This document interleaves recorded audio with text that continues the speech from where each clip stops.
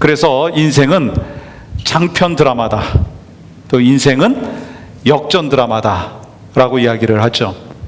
또 인생을요, 영화라고 이야기합니다. 각본 없는 영화.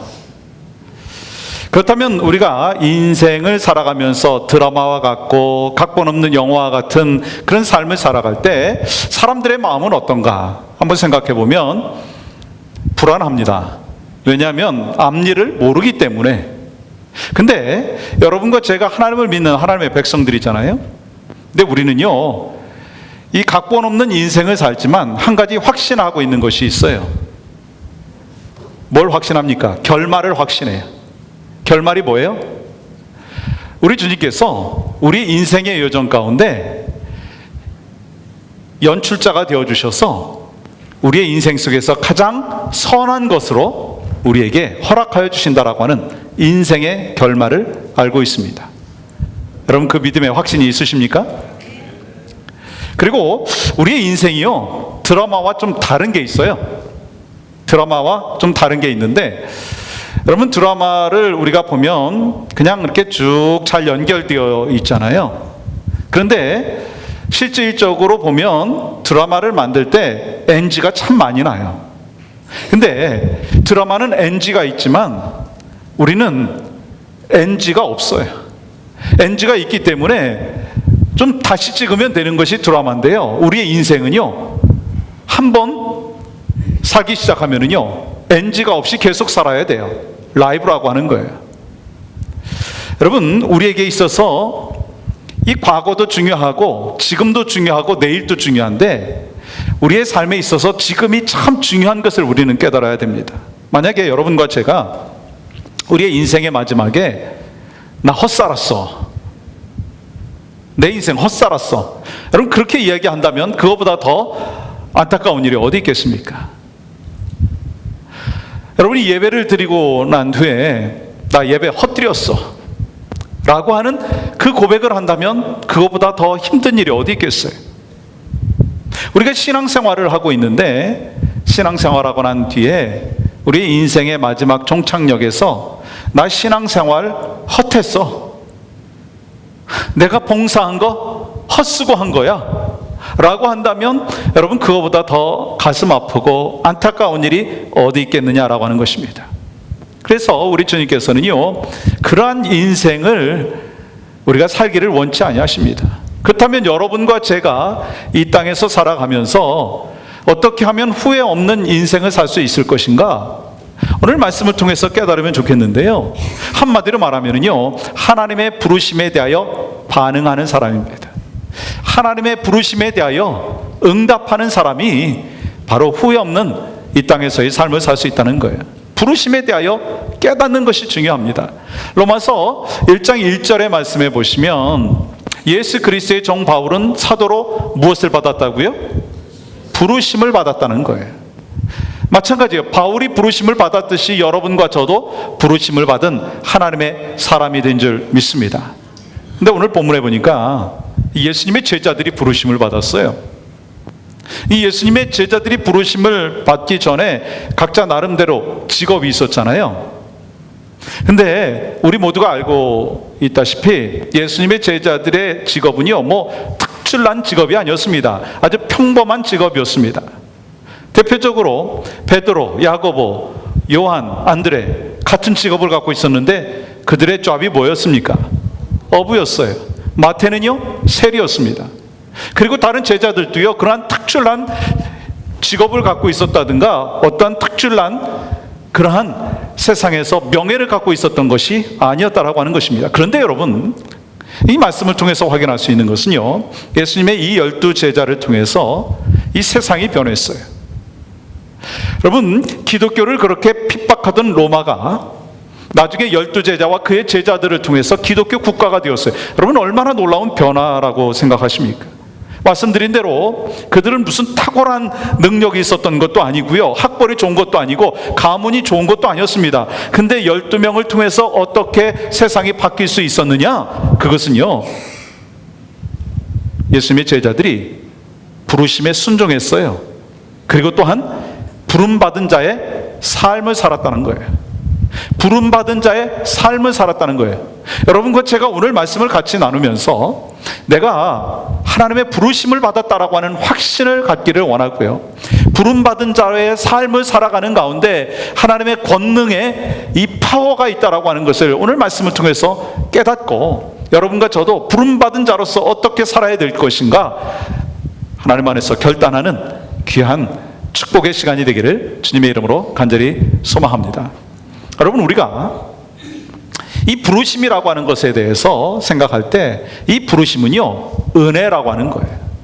그래서 우리는 은혜의 부르심을 받았어요. 한번 따라해 보시겠어요? 은혜의 부르심.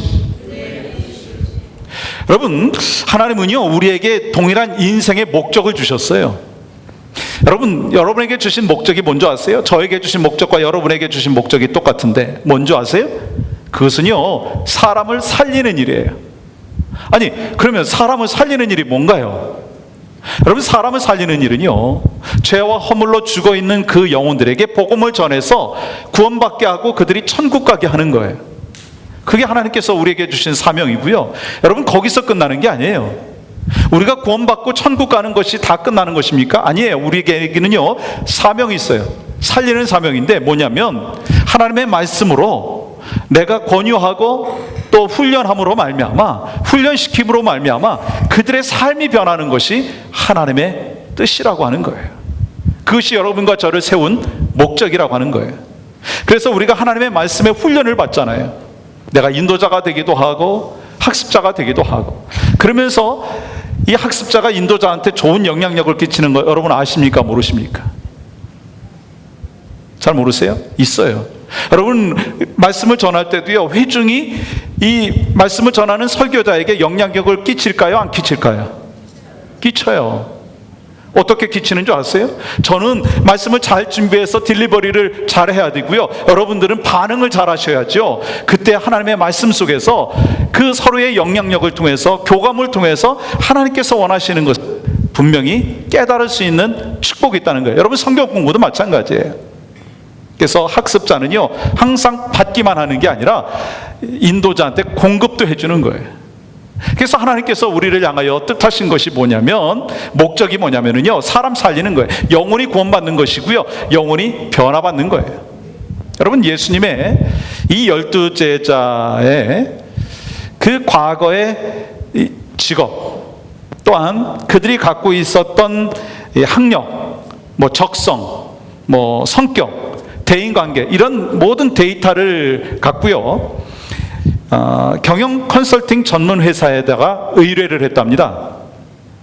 그래서 이 컨설팅 회사가 그 데이터들을 딱 수집을 해가지고 여러 가지 더 검사를 했겠죠. 그러면서 컴퓨터에 집어넣고서 예수님의 이 12 제자가 얼마만큼 퀄리파이가 되었는가, 얼마만큼 영향력을 끼칠 수 있는가, 얼마만큼 회사로 말하면은 그 역할을 감당할 것인가, 그것을 이렇게 데이터를 돌려보니까 결과가 어떻게 나왔느냐면요, 컴퓨터가 분석한 제자들의 능력은요, 참으로 비참했어요.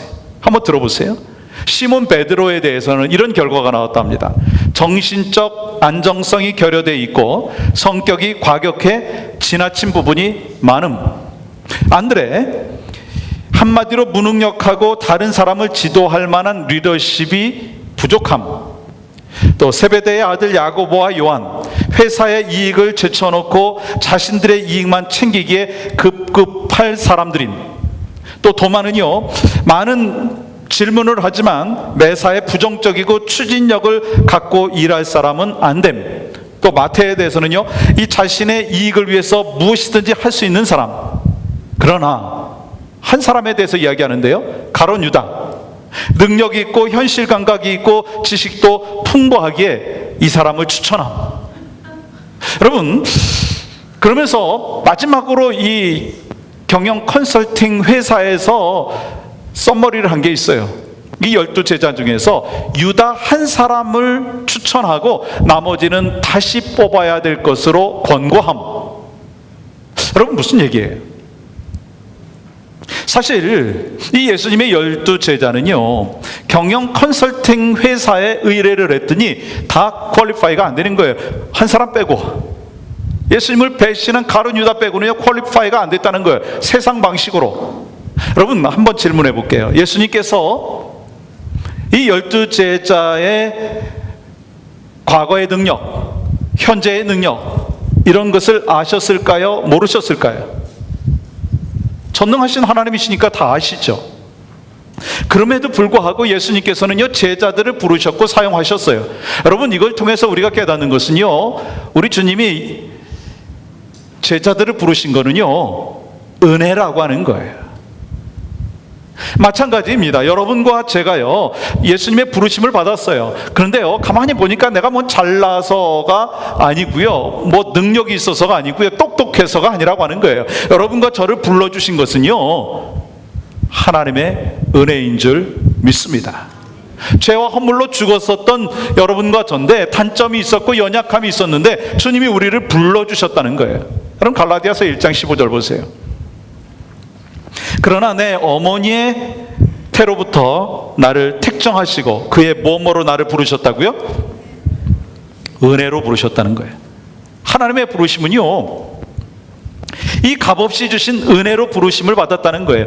예수님의 제자들도 허물이 많았습니다. 근데 은혜로 부르심을 받았어요. 그 은혜로 말미암아 여러분과 저도 부르심을 받은 줄 믿습니다. 말씀드린 대로 여러분과 저도요 허물이 많은 사람이에요. 여러분과 저도요 흠도 많은 사람이에요. 때로는 거짓도 행합니다. 근데 하나님의 은혜로 우리를 불러주셨다라고 하는 거예요. 이것이 바로 불러주심의 은혜. 저를 한번 따라해 보시겠어요? 불러주심의 은혜. 여러분 디모데후서 1장 9절에 말씀해 보시면 하나님이 우리를 구원하사 거룩하신 소명으로 부르심은 우리의 행위대로 하심이 아니요, 이 하나님의 부르심은요 은혜고요, 그 부르심은요 거룩하신 부르심이라는 거예요. 그럼 거룩하신 부르심이 뭐예요? 전능하시고 거룩하신 분이 우리를 불러주셨다라고 하는 거예요. 근데 우리를 불러주셨는데 행위대로 불러주신 게 아니에요. 여러분과 저의 그 행위를 봐가지고 우리를 불러주셨다면 우리는 부름받지 못할 사람들이었습니다. 예수님의 12 제자도 마찬가지예요. 여러분과 제가 행위로 부름을 받았다면 여러분은 성도가 되지도 못하고요, 저는 목사가 되지도 못하고요, 말씀을 가르칠 수 있는 인도자도 되지 못합니다. 근데 하나님의 은혜로 우리가 구원받은 하나님의 백성이 되었고 하나님의 은혜로 지금 우리를 부르시고 계신 줄 믿습니다. 근데 여러분 이렇게 이 하나님이 부르시는 그 부르심은요 가만히 보니까 그 부르실 때 거룩하심의 그 부르심이라고 말씀하고 있는데, 이 말씀 속에서 아브라함을 부르실 때요 아브라함을요 거룩하신 하나님께서 지명하여 부르셨어요. 이 모세도요 지명하여 부르셨고요, 사무엘도요 지명하여 부르셨어요. 근데 여러분과 저는 어떻게 부르셨는지 아세요? 어떻게 부르셨을까요? 여러분 이사야 43장 1절의 말씀을 한번 같이 보겠습니다. 같이 한번 좀 천천히 읽어봤으면 좋겠어요. 시작. 야곱아 너를 창조하신 여호와께서 지금 말씀하시느니라. 이스라엘아 너를 지으신 이가 말씀하시느니라. 너는 두려워하지 말라. 내가 너를 구속하였고 내가 너를 지명하여 불러나니 너는 내 것이라. 내가 너를 어떻게 부르셨다고요? 지명하여 부르셨다는 거예요. 이 주님이 우리를 지명하여 부르실 때 우리는 어떻게 반응해야 되겠어요? 네, 주님, 제가 여기 있습니다. 여러분 이사야 선지자가 주님의 부르심에 대하여 주님, 제가 여기 있습니다, 나를 사용하여 주시옵소서, 그렇게 반응했듯이 여러분과 저도 그러한 반응이 있어야 될 줄 믿습니다. 예수님은 나를 지명하여 부르셨어요. 죄인의 자리에서 불러주셨어요. 마귀의 종로를 타던 자리에서 불러주셨어요. 그래서 예수 그리스도의 십자가의 은혜로 인하여 우리는 부름을 받았고 구원받은 하나님의 백성들이 된 줄 믿습니다. 그래서 우리가 부르심에 대하여 우리는 반응하는데, 주님 제가 여기 있습니다. 주님이 우리를 불러주셨잖아요. 그리고 그 부르심에 대하여 반응할 때 하나님의 자녀가 되는 권세가 우리에게 있다는 거예요. 요한복음 1장 12절 보세요. 영접하는 자 곧 그 이름을 믿는 자에게는 하나님의 자녀가 되는 뭐를 주셨다고요? 권세를 주셨어요. 주님이 우리를 부르셨어요. 예수님의 제자를 부르셨어요. 그 부르심에 대하여 네, 제가 여기 있습니다, 그 부르심에 반응하는 자, 바로 지명하여 부름을 받은 자들이 네, 여기 있습니다, 그것이 바로 마땅히 여러분과 제가 해야 될 일인 줄 믿습니다.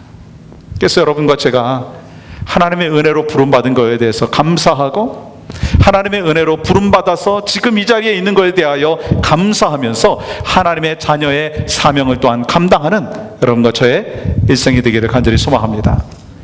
주님은요, 우리를 부르시고요, 그 다음에 그 부르신 가운데 주님은요, 우리와 함께 하시기 위해서 부르셨다는 것을 우리는 기억해야 합니다. 함께 하시기 위해서 우리를 부르셨다는 거예요. 여러분, 예수님께서 우리 제자들을 부르셔서 원하셨던 것이 함께 하는 것이었어요. 왜 예수님께서 제자들을 부르시면서 함께 하기를 원하셨을까요? 스승과 제자가 함께 할 때 뭐가 나누어지는 줄 아세요? 삶이 나누어집니다. 그리고 스승이 갖고 있었던 좋은 것들이 제자들한테 전해지는 거예요. 그래서 예수님께서 제자들과 함께 하면서 한 가지 하신 게 있어요. 그게 뭐냐면 훈련이라고 하는 거예요. 여러분과 저에게도요, 하나님과 함께 하면서 하나님의 뜻을 이어받은 믿음의 백성으로서 살아가는 가운데 우리는요, 훈련받아야 된다라고 하는 거예요. 여러분, 훈련을 통해서 하나님이 원하시는 게 뭔지 아세요? 잃어버린 영혼을 구원하고요, 전도하고요, 선교하고, 그리고 하나님의 영광을 드러내는 것이다 라고 하는 것입니다. 그러면 이를 위해서 먼저 필요한 것이 무엇인가? 여러분, 하나됨이라고 하는 거예요. 여러분, 하나됨, 함께 하면서 하나님이 원하시는 것이 하나됨이에요. 누구와의 하나됨이라고 하는 것을 먼저 생각해 봐야 되겠어요. 그것은요, 하나님과 내가 하나 되는 거예요. 또한 하나님과 내가 하나 될 뿐만 아니라요, 우리 공동체 안에 서로 연합하여서 하나가 되는 것이 필요하다는 거예요. 에베소서 4장 16절 말씀에 보시면 이렇게 기록하고 있어요. 그에게서 온몸이 각 마디를 통하여 도움을 받음으로 연결되어 결합되어. 여러분, 말씀을 통해서 우리에게 말씀하시는 것은요, 그리스도의 몸된 공동체는요, 각 마디를 통해서 연결되어 있다는 거예요. 연결되어 있는데, 연결된 후에 하나님이 원하시는 것은요, 각기 연결된 그 지체들이 성장하는 거예요. 신앙의 성숙을 하나님께서 원하신다라고 하는 거예요. 그래서 말씀드린 대로 주님이 우리를 부르셨어요. 주님이 우리와 함께 하셔요. 그리고 주님과 내가 함께 할 뿐만 아니라 공동체 속에서 함께 할 때 우리는요, 훈련받는 거예요. 훈련받으면서 이루시기를 원하시는 것은요, 하나됨이라고 하는 거예요. 하나됨을 이루기 위해서 우리에게 필요한 게 뭐예요? 여러분, 빌립보서 1장 27절 말씀 보세요. 빌립보서 1장 27절 말씀 속에 이렇게 기록하고 있습니다. 오직 너희는 그리스도의 복음에 합당하게 생활하라. 이는 내가 너희에게 가보나 떠나 있으나 너희가 한 마음으로 서서 한 뜻으로 복음의 신앙을 위하여 협력하는 것과. 여러분, 지금 하나됨을 위해서 주님이 우리를 향하여 말씀하시는 것이 있어요. 세 가지인데 그 첫 번째가 뭐예요? 한 마음으로. 여러분, 한 마음이라고 하는 것은요, 함께 하는 거예요. 공동체가 하나가 되는 거예요. 그리고 이 함께 한다라고 하는 그 뜻의 의미, 이 한 마음이라고 하는 의미는요, 스크럼을 짜다라고 하는 의미가 있어요. 여러분, 옛날에 운동회 해보신 적 있으세요? 한국에서 운동회 할 때 빠지지 않는 종목 중에 기마전이라고 하는 게 있어요. 그런 기마전이 뭐냐면, 한 사람, 등치가 좋은 사람이 딱 서 있고, 그리고 그 위에 한 사람이 올라타고, 그리고 양옆에 사람이 붙어 있으면서 서로 이렇게 어깨를 맞대고 또 꽉지를 끼면서 앞으로 나아가는 거예요. 그랬을 때 이 상대편은요, 또 맞대가지고 쫓아옵니다. 그 겨루죠. 그러면서 그 스크럼을 짜고 그리고 앞으로 나아가는 그 사람이 전진 앞으로 하고서 한 마음이 되었을 때요, 승리할 수가 있는 것입니다. 지금 마찬가지로 이 한 마음이라고 하는 것은요, 그 의미예요. 스크럼을 짜고 앞으로 나아가는 거예요. 근데 가만히 보니까 우리의 삶의 모습 가운데 이 하나가 되었을 때, 한 마음이 되었을 때요, 파워가 있어요. 하나님과 내가 하나가 되어 있을 때 하나님의 능력을 경험할 수 있고요, 그리고 부부가 하나가 되어 있을 때 그 가정이요, 능력 있게 되고요, 회사의 사장과 또 직원이 하나가 되었을 때 그 회사는요, 성장하게 되어 있어요. 여러분, 세상도 그런데요, 우리 교회는 더욱 그렇습니다. 하나님께서 우리에게 한 마음 될 수 있도록 인도하여 주셨다면 스크럼을 짜고 기마전을 하듯이 우리 모두가 하나가 되어서 잘 훈련받고 그것을 통해서 하나님께서 원하시는 영혼권의 역사가 있어야 된다는 거예요. 여러분, 지금 우리가 하나됨을 이루기 위해서 먼저 가져야 될 마음이 어떤 마음이라겠죠? 한 마음. 두 번째 마음은 뭐예요? 한 뜻으로. 여러분, 이 한 뜻이다라고 하는 것은요, 어떤 의미가 있느냐면 같은 정신이라는 거예요. 아까 기마전을 얘기했는데 몇 명이 한 조가 되는 거예요? 4명을 한 조로 합니다. 그래서 말씀드린 대로 양옆에 한 사람씩 있죠. 그래가지고 서로 이제 팔짱을 끼고 앞으로 나아가는데, 이 오른쪽에 있는 사람과 왼쪽에 있는 사람이요, 같은 마음을 갖지 않으면요 기마전에서 승리할 수가 없어요. 아니, 오른쪽에 있는 사람은 막 앞으로 가려고 하는데 왼쪽에 있는 사람이 막 왼쪽으로 당기면 여러분 어떻게 되겠어요? 그 기마전에서 승리가 할 수 없습니다. 마찬가지예요. 우리 하나님께서 이 공동체를 허락하여 주셨어요. 가정이라고 하는 공동체를 주셨고, 교회라고 하는 공동체를 주셨고, 구역도 주셨고요. 그리고 또한 성경 공부 스몰 그룹을 하나님이 주셨어요. 그때 가져야 될 마음이 어떤 마음이냐면 한 마음이고요, 한 뜻이에요. 한 뜻을 모아가지고 하나님께서 원하시는 것이 무엇인가라고 하는 것을 발견해야 되는 거예요. 또한 교회도 마찬가지입니다. 한 마음 한 뜻이 되는 거예요. 그래서 하나가 될 수 있는 거예요. 그 다음에 한 가지 단어가 또 있죠. 뭐예요? 세 번째는요, 협력하는 거라는 거예요. 협력하는 거. 의미가 뭐냐면요, 굳건히 서서 한 발 한 발 앞으로 나아가는 거예요. 굳건히 서서 한 발 한 발 앞으로 나아가는 거예요. 왜 여러분 교회에서 협력이 중요한지 아십니까? 하나님의 뜻은요, 합력하여 하나님의 뜻을 이루는 거예요. 교회에서 어떤 기도 제목을 놓고 한 목소리로 한 마음을 갖고 합력하여 부르짖을 뿐만 아니라 한 마음으로 한 뜻으로 협력할 때 하나님께서 역사를 만들어 가신다라고 하는 거예요. 근데 우리가 어떤 일을 할 때 한 마음 한 뜻이 되고 합력하면 좋은데, 어떤 사람은 좀 뒷전에 이렇게 뒤떨어지는 분이 있잖아요. 그러면 어떻게 해야 될까요? 그리스도 안에서 한 마음 된 믿음의 종들은요, 같이 가는 거예요. 그런 여유가 있어야 된다는 거예요. 여러분, 그러므로 말미암아 우리 교회 안에서 잘 훈련되어지고, 그리고 또 교회 안에서 정말 하나님이 원하시는 그 뜻이 무엇인가를 발견하게 되면은요, 그 안에서 시너지가 나오는 것이고, 그 속에서 하나님의 역사를 펼쳐나가는 것입니다. 여러분, 요즘에 세상이 과거보다 훨씬 더 빠르게 변하고 있어요. 여러분, 과거보다 지금이 좀 더 편안하게 살고 있습니까? 좀 더 불편하게 살고 있습니까? 환경적으로는 어떻게 보면은 편안해요.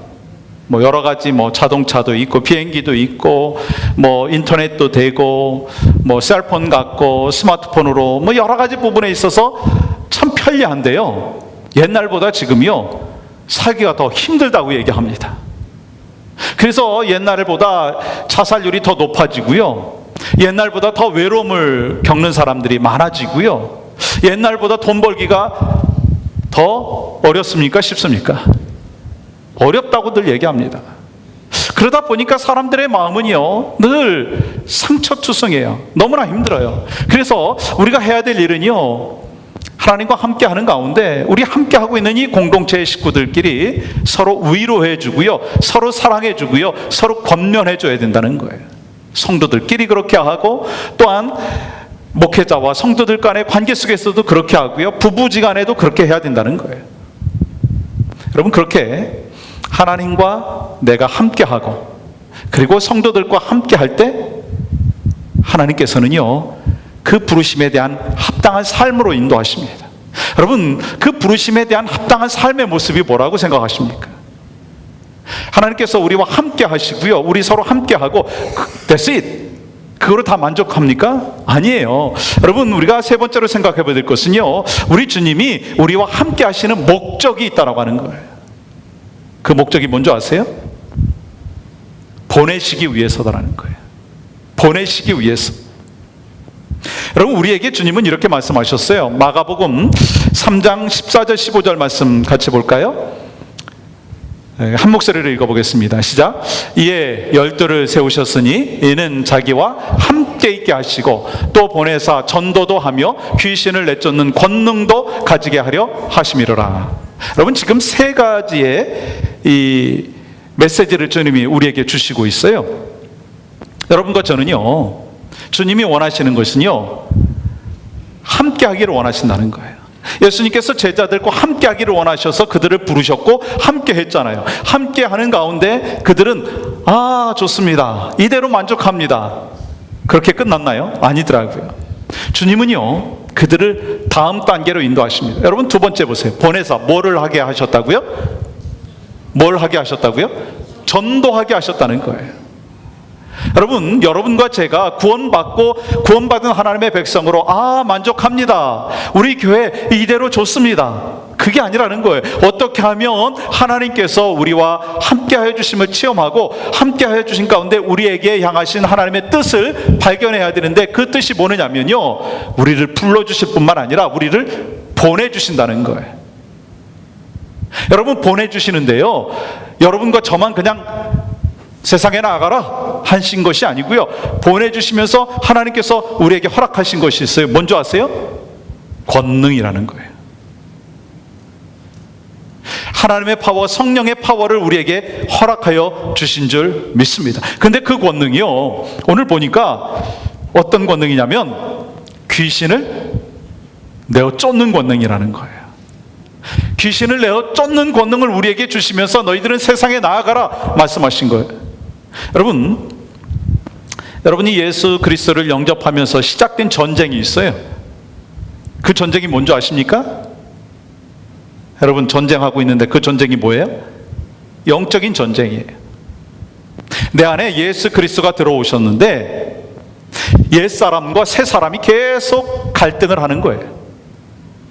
내 안에 예수 그리스도가 들어오시고 성령의 역사하심이 있는데 옛사람이 아직도 막 머물러 있는 거예요.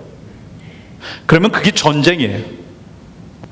그게 예수 그리스도를 믿을 때부터 시작되어지는 거예요. 근데 여러분, 이 예수 그리스도를 믿을 때부터 시작된 그 전쟁이요, 언제까지 진행되냐면 주님 앞에 가는 그날까지 전쟁이 진행되는데요, 처음에는 이 성령의 사람으로 살아가는 그 파워가 좀 부족했지만 시간이 지날수록 훈련받고 연단받고 또 하나님이 주신 능력을 힘입었을 때는요, 옛 자아가요 힘도 못 쓸 정도로 이 새 사람으로 된 나의 모습이, 영적인 파워가 세진다는 거예요. 그러다 보면 이 전쟁은요 과거보다 훨씬 쉬워지는 거예요. 여러분, 부부지간에도 그러잖아요. 여러분, 신혼 때 많이 싸우나요? 아니면 오래 신앙이 아니라 부부지간에 살면서 세월이 지났을 때 더 많이 싸우나요? 잘 모르시는 분도 계시고, 제가 이렇게 주로 보니까요, 나이가 좀 들어가시는 분들이 그런 이야기를 하더라고요. 옛날에 참 많이 싸웠어요, 우리 부부는.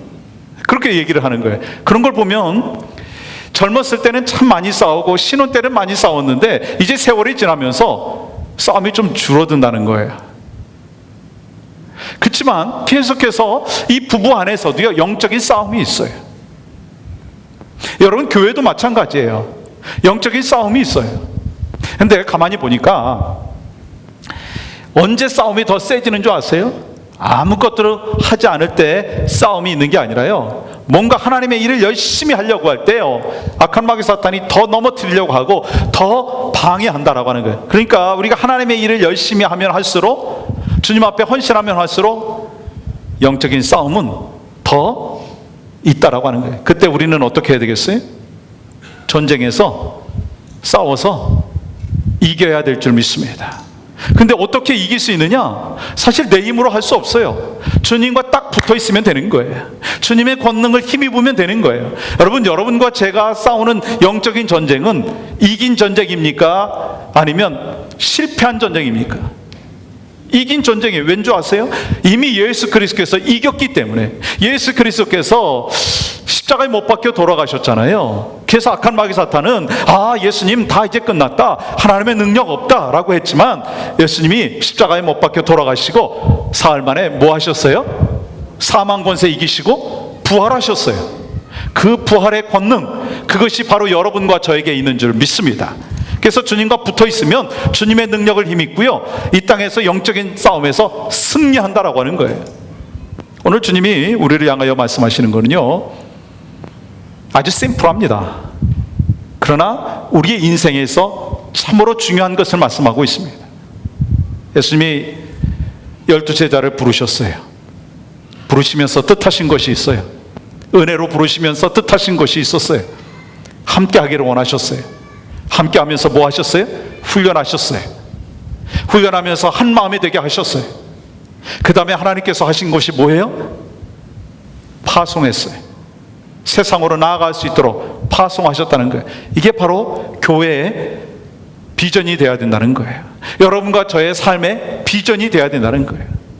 그래서 여러분과 제가 하나님 앞에 쓰임받는 믿음의 종으로 살아가면서, 주님, 제가 여기 있습니다. 당신이 나를 불러주시면 내가 어디든지 가오리다. 파송받은 하나님 나라의 일꾼으로서, 세상을 향하여 파송받은 선교사로서의 사명을 잘 감당하는 하나님의 부르심을 받은 여러분과 저의 삶이 되기를 주님의 이름으로 간절히 축복합니다. 기도하겠습니다. 하나님,